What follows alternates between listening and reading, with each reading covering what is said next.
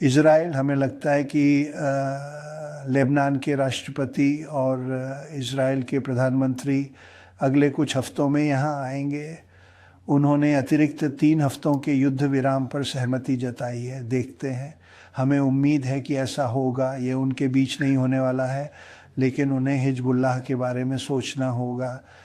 बहुत बहुत धन्यवाद। और ये एक ऐतिहासिक बैठक है, क्योंकि ये देश कई सालों से पड़ोसी हैं और ऐसा कम ही होता है, हालांकि वे एक दूसरे को पसंद करते हैं।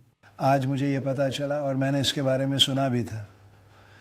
लेबनान और इज़राइल वे असल में एक दूसरे को पसंद करते हैं। और हमारी लेबनान और इज़राइल के शीर्ष अधिकारियों के साथ एक शानदार बैठक हुई, और हमें लगता है कि लेबनान के राष्ट्रपति और इज़राइल के प्रधानमंत्री अगले कुछ हफ्तों में यहाँ आएंगे।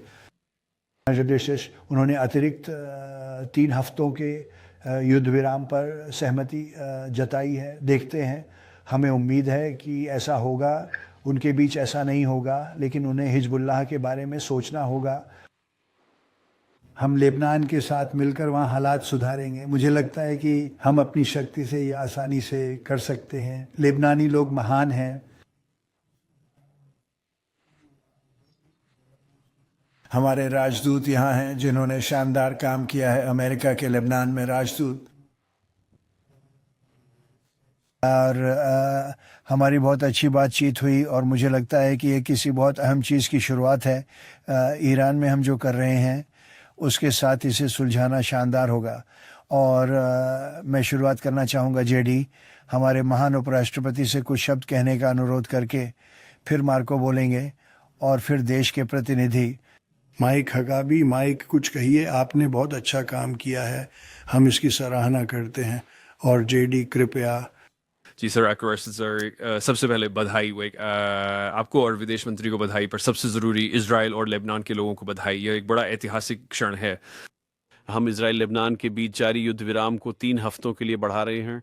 ये राष्ट्रपति के सीधे हस्तक्षेप के बिना संभव नहीं था। विभिन्न देशों के नेता पहली बार एक साथ आ रहे हैं। वे ओवल ऑफिस में मिले।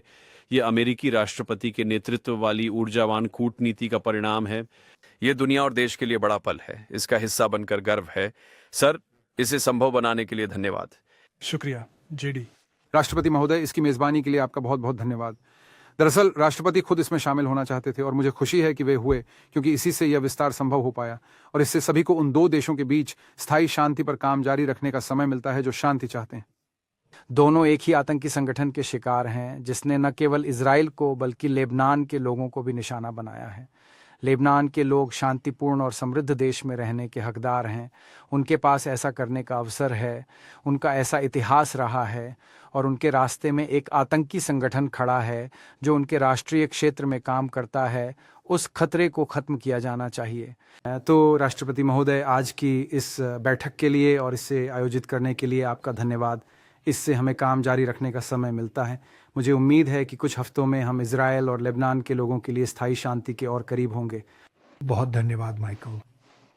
तो मैं राष्ट्रपति, उपराष्ट्रपति और सचिव को धन्यवाद देना चाहूँगा कि उन्होंने आज यह ऐतिहासिक बैठक की, जिसने 2 देशों को एक साथ लाया है जो आज से पहले कभी इतने करीब नहीं आए थे। यह 60-70 सालों की मेहनत का नतीजा है, और आज सचमुच एक ऐतिहासिक दिन है। धन्यवाद श्रीमान। राष्ट्रपति, उपराष्ट्रपति, सचिव, और हम शांति के लिए काम करते रहेंगे जो जल्द से जल्द हासिल हो सके। धन्यवाद। एक बहुत सफल व्यक्ति। और जब मैंने उनसे लेबनान का राजदूत बनने के बारे में पूछा, मैंने कहा ये ख़तरनाक काम हो सकता है। उन्होंने कहा मैं लेबनानी हूँ, मेरा जन्म लेबनान में हुआ था, और मैं आपके माता पिता का एक बड़ा इतिहास है। उन्होंने कहा ख़तरा मेरे लिए मायने नहीं रखता, मैं यह करना चाहता हूँ। वह बहुत सफल हैं, उन्हें इसकी ज़रूरत नहीं थी। और मुझे लगता है कि ये तुम्हारे सोचे से भी ज़्यादा खतरनाक है, पर तुमने शानदार काम किया है। राष्ट्रपति महोदय, आपकी सेवा करना मेरा सम्मान है, और मैं अंत तक जाऊंगा। धन्यवाद, बहुत शुक्रिया।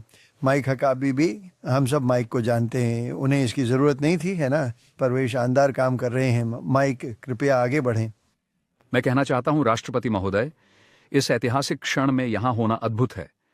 लेबनान और इजराइल के लोग पड़ोसी हैं, वे साथ रहना चाहते हैं और रह सकते हैं, लेकिन ये उन पड़ोसियों जैसा है जिनके पड़ोस में एक शरारती बच्चा सबकी खिड़कियों पर पत्थर फेंकता रहता है। और अगर वह बच्चा पत्थर फेंकना छोड़ दे तो पड़ोसी मिलकर काम कर सकते हैं।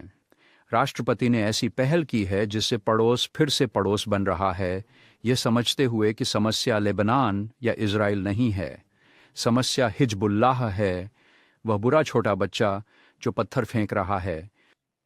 राष्ट्रपति आज उसी के लिए रवाना हो रहे हैं, उस बच्चे को मोहल्ले से निकालने के लिए।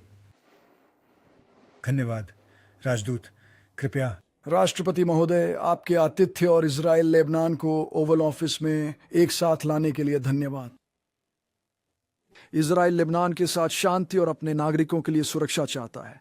हम लेबनानी सरकार के साथ मिलकर देश को हिजबुल्लाह की इस बुरे प्रभाव से मुक्त करना चाहते हैं। और अब बर्सन पॉज, राष्ट्रपति महोदय, आपके नेतृत्व में ईरान इतना कमज़ोर हो गया है कि हिजबुल्लाह को कमज़ोर कर लेबनान को उनके कब्जे से आज़ाद कराने की संभावना वास्तविक है। तो हम आशा करते हैं कि पॉज आपके नेतृत्व में हम इजराइल और लेबनान के बीच बहुत जल्द शांति स्थापित कर सकते हैं और हम इस अवसर के लिए बहुत आभारी हैं।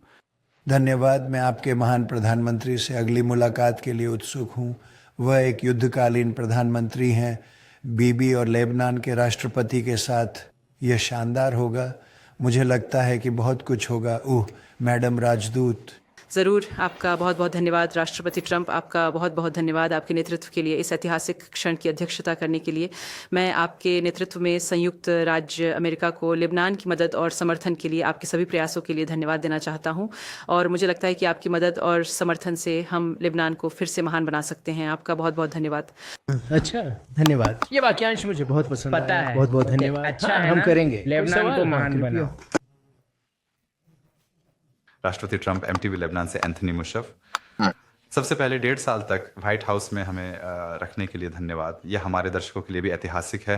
हम आपसे कुछ सवाल पूछना चाहेंगे। पहला सवाल, लेबनान और इजराइल के बीच शांति, क्या आपको लगता है कि यह इस साल होगा?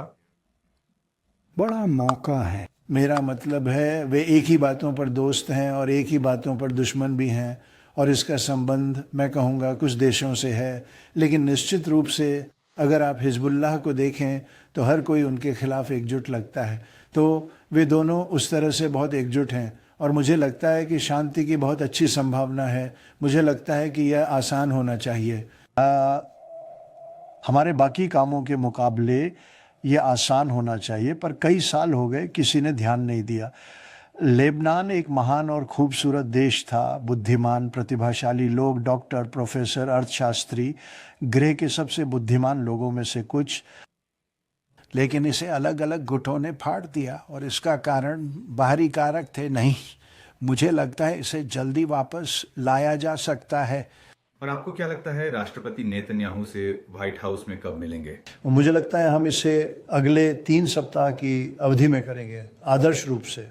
मेरा मतलब है मैं 3 सप्ताह के युद्ध विराम का सुझाव देना चाहूँगा, अगर आप ऐसा कर सकते हैं। हम यही हैं, हम इसे हिजबुल्लाह की बात करें तो वह हमारी सरकार को जवाब नहीं दे रहा है, वह अपनी मनमानी कर रहा है।